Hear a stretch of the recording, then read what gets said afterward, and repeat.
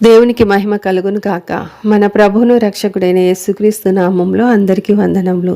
ఈరోజు పరిశుద్ధ గ్రంథంలోని వాక్యపఠనము యెషయా గ్రంథము 56వ అధ్యాయము. యెహోవా ఇలాగు సెలవిచ్చుచున్నాడు, నా రక్షణ వచ్చుటకు సిద్ధముగా ఉన్నది, నా నీతి వెల్లడి అవుటకు సిద్ధముగా ఉన్నది. న్యాయ విధిని అనుసరించుడి, నీతిని అనుసరించి నడుచుకునుడి. నేను నియమించిన విశ్రాంతి దినమును అపవిత్రపరచకుండా దాన్ని అనుసరించుచు ఏ కీడు చేయకుండా తన చేతిని బిగబట్టువాడు ధన్యుడు. ఆ ప్రకారము చేసి దాని రూఢిగా గైకొను నరుడు ధన్యుడు. యెహోవాను హత్తుకొను అన్యుడు నిశ్చయముగా యెహోవా తన జనులలో నుండి నన్ను వెలివేయునని అనుకొనవద్దు. షండు నేను ఎండిన చెట్టని అనుకొనవద్దు. నేను నియమించిన విశ్రాంతి దినములను ఆచరించుచు నాకిష్టమైన వాటిని కోరుకొనుచు నా నిబంధన ఆధారము చేసుకొనుచున్న షండులను గూర్చి యెహోవా ఇలాగు సెలవిచ్చుచున్నాడు, నా ఇంటను నా ప్రాకారములలోను ఒక భాగం వారికిచ్చేదను. కొడుకులు కూతుళ్ళు అని అనిపించుకొనుట కంటే శ్రేష్టమైన పేరు వారికి పెట్టుచున్నాను. కొట్టివేయబడని నిత్యమైన పేరు వారికి పెట్టుచున్నాను.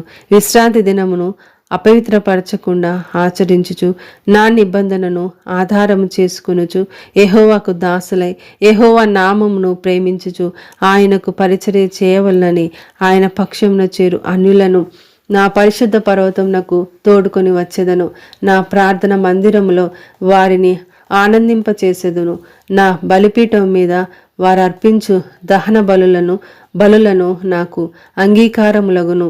నా మందిరము సమస్త జనులకు ప్రార్థన మందిరం అనబడును. ఇశ్రాయేలీలలో వెలివేయబడిన వారిని సమకూర్చు ప్రభువగు యెహోవా వాక్కు ఇదే. నేను సమకూర్చిన ఇశ్రాయేలు వారికి పైగా ఇతరులను కూర్చెదను. పొలములోని సమస్త జంతువులారా, అడవిలోని సమస్త మృగములారా భక్షించుటకు రండి. వారి కాపరులు గురుడ్డివారు, వారందరూ తెలివిలేని వారు, వారందరూ మూగ కుక్కలు, మొరగలేరు. కలవరించుచు పండుకొనువారు నిద్రాశక్తులు. కుక్కలు తిండికి ఆతురపడును, ఎంత తినినను వాటికి తృప్తి లేదు. ఈ కాపరులు అట్టివారే, వారు దేనిని వివేచింపజాలరు.